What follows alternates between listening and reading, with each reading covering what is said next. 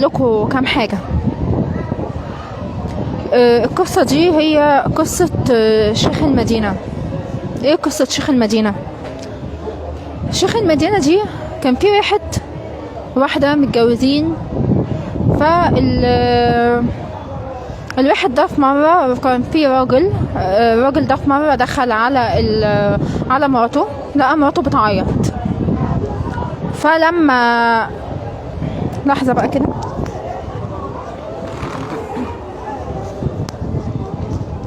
فالمهم بقى دخل لقى مراته بتعيط، فسأل مراته قال لها انت بتعيطي ليه؟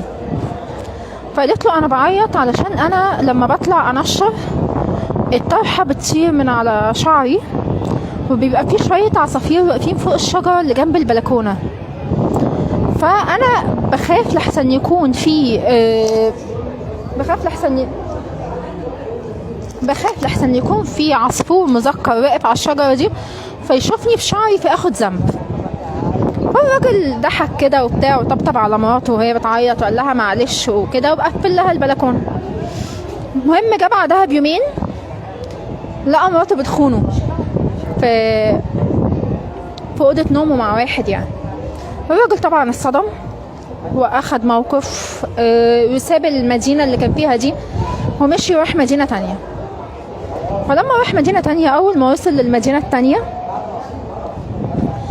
لقى ضجه وقلبان وناس بتتفتش وموضوع كبير قوي.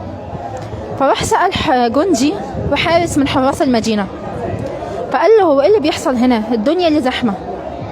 فقام الجندي ده قال له علشان الكنز بتاع الملك اتسرق ومخازن الملك اتسرقت.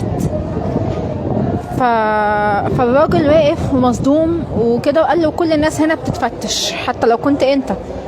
فالراجل هو واقف لقى واحد معدي على طراطيف صابعه، فسأل برضه الجندي نفسه قال له ومين اللي ماشي هناك على طراطيف صابعه؟ قال له ده شيخ المدينة. قال له هو ليه ماشي على طراطيف صابعه كده؟ قال له ماشي على طراطيف صابعه عشان بيخاف يكون في نملة ماشية على الأرض فهو يدوس عليها يموتها.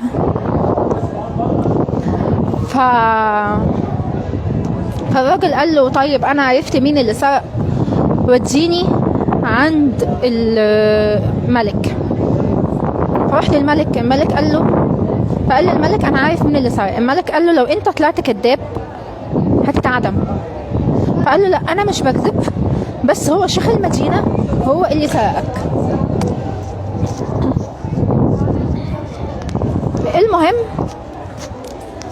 قام الملك بعت شيخ المدينة وبتاع وخلاه يعترف، وطلع فعلا شيخ المدينة هو اللي سرق، اللي هو كان ماشي على طراطيف صابعه عشان خايف ان هو يموت نملة فيتحاسب عليها. فقام الملك سأل الراجل قال له طيب انت عرفت منين ان شيخ المدينة هو اللي سرق؟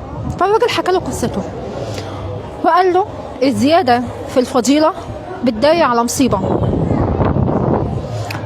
فمن خلال القصة دي يا جماعة بجد، من خلال حاجات كتير قوي انا شفتها، ما صدقوش الناس اللي بتظهر قوي ان هي كامله وان هي ما بتغلطش وان هي واو وكده.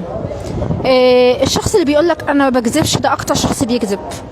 الشخص اللي بيقولك انا ما بخونش انا ما بعملش انا ما بسويش ده اكتر شخص بيعمل بلاوي، لان الزياده في الفضيله بتداري على مصيبه كبيره.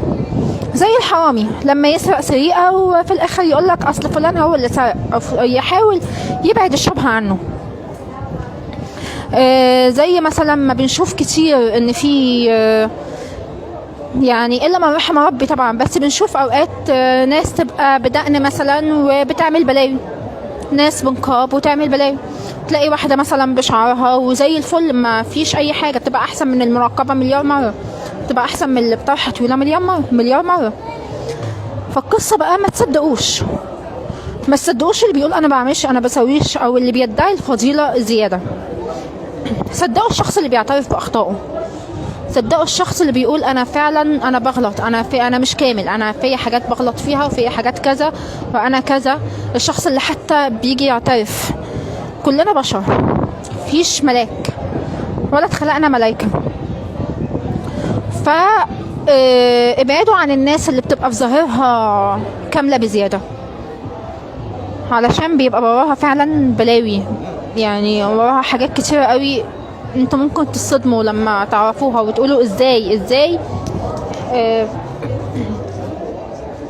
فلان ده يطلع منه كده، وازاي كذا يحصل منه كده. لا، هي الصدمة بتيجي من ان الهالة اللي الشخص بيبقى عاملها حوالين نفسه بتخليك مش مستوعب ان هو ممكن يعمل ده.